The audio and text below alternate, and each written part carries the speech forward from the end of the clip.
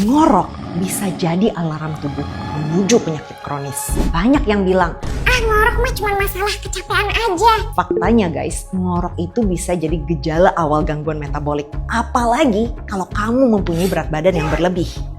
Studi terhadap 384 orang dewasa menemukan bahwa hampir 30% mengalami masalah ngorok. Dan resiko terkena hipertensi mereka meningkat sebanyak 69%. Sedangkan resiko mengalami diabetes tipe 2 mereka meningkat sebanyak 78%.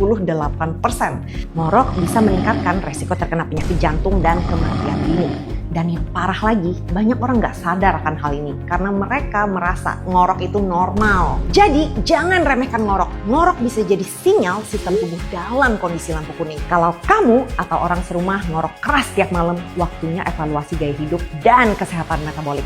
Untuk tips mengatasi ngorok, baca caption di bawah ya.